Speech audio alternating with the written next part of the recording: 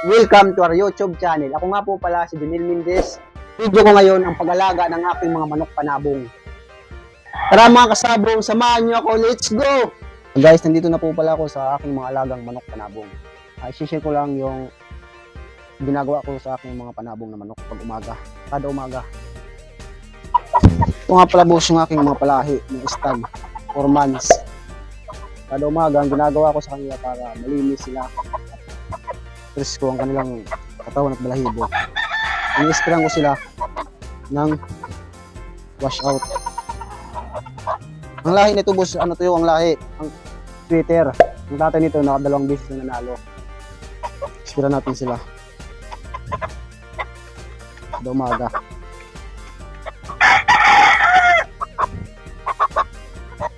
Para yung balahibo nila guys, makintab, ang mukha, malinis. Ayan guys, oh. Yung kilikili. Kasi yung kilikili nila palagi mainit eh.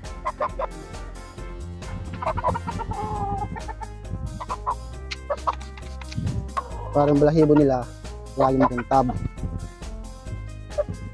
Para hindi sila basta-basta dapuan ng sakit.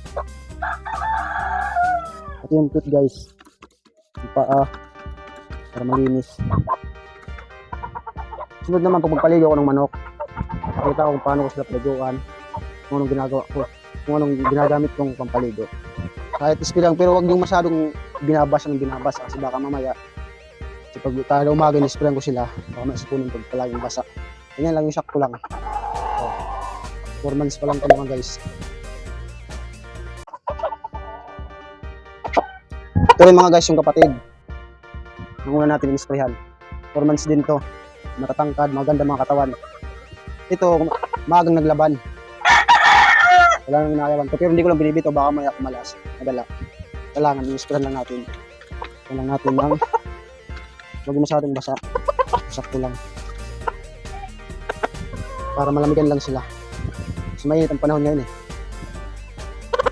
Para magandang balahibo nila. Yung pangit naman pag inalaga ng manok kasi mahalata nyo sa tsura ng balahibo, sabog-sabog, masira, marudumi. Kasi sila makikinto ang balahibo nito.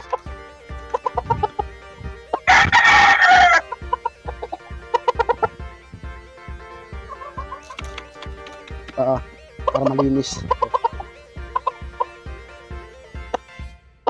Mga palahi ko to, 4 na buwan. Maganda mga gwapo, quality matangkad, maganda mga katawan. Naano ko lang ito pag umaga, ini-sprayan. Ito pala guys yung nanay ng dalawa kong stag. Naano ko rin to kasi sinasalang ko rin. Kasi may bago akong nakuha ang materialis na bago. Ito. Magandang inahin ito mga guys. Kaya nangyari yung dalawa kong stag. Ganyan lang pag-spray, huwag masyadong basa. Yung mararamdaman lang nila na hindi masyadong mainit panahon. Ito lang. Para hindi naman sila stress. Yan mga guys. Magandang katawan din ito. Ito nga pala guys yung kinuha kong materialis. Ito ang pinapalahi ko ngayon. Kasi bukod sa matangkad, gandang manok, quality. Kasi gusto ko kasi makakuha ng ano to ng line. Gandang manok, quality, guwapo.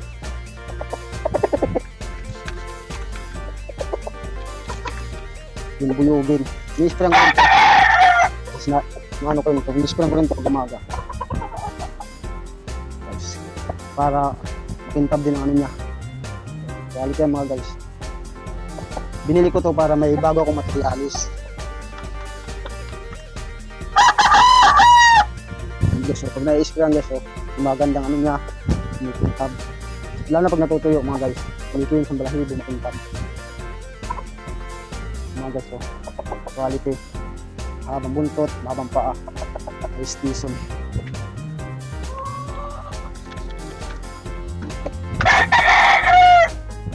Gusto ko kasi makita kung anong labas ng lahi nito kasi pares naman sila itim. Ito guys, itim ang mata nito. Magandang klase ko. Kaya nagustuhan nito gawing materialis. Tapos pag sasunod guys, pag magano na sila, pag magsisiw, papakita ko sa inyo kung anong labas ng ano nila, ng lahi. Kung magandang sisiw, magandang klase, hindi. Yan mga guys. So, kita nyo naman. Kailangan din kasi marunong tayo pumili ng materialis. Ito, binili ko to, hindi ko nga to binitaw, hindi to lubukan kahit. Basta makikita naman sa itsura ng manok. Tapos kung mananabong tayo, magaling tayo pumili sa manok. Maayos, materialis. Maganda gamitin. Mga gusto.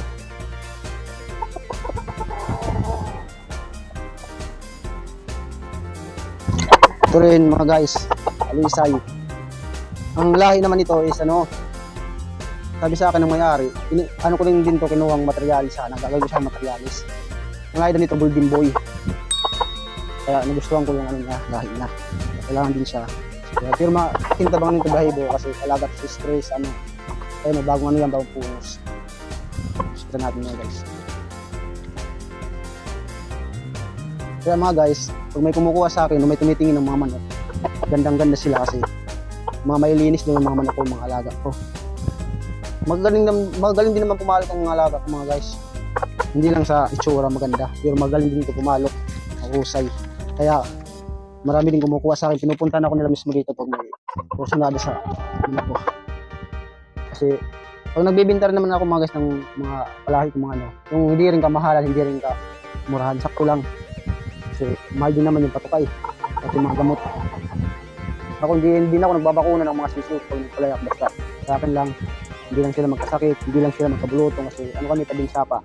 Ginagawa ko lang paggabi, hinilawan ko lang sila mga guys para hindi sila kagatin kung ano mga insekto. So, hindi pa nga tuyo, kintab na. Pag matuyo ito mga guys, may kintab to. Lalo may kintab to. Basta ang inaano ko dito ni spray, umaga, flash out. Para yung mga itsura nila, mga nila, ang kintab. Golden Boy, ang lahi nito. Iba-iba ng mga lahi ng mga manok ko eh. Kasi gusto ko, kung anong nakukurso na lang kong lahi, nakukurso na lang sa mga laro, yun ang kinukuha kong pangpalahi. Magaling ito mamalo. Malutong mamalo. Mabilis. Kaya nagustuhan ko siya. Pero hindi ko man ito sinasalang kasi food sa bata pa. Ano pa. Hindi ko pa siya gusto yung ano. Gusto ko talaga pag ano, isa lang, yung gustong gusto kong laro. Ito medyo gusto ko lang laro ito. Magandang klase yan. Pero hindi ito kataasan. Sakto lang ang nakahalap nito. Hanggang dito lang tayo mga boss. Salamat mga ka-lifestyle. Huwag niyong kakalimutan mag-like, mag-share, mag-subscribe at pindutin ang bell para lagi kayong update sa aming mga videos. Salamat guys!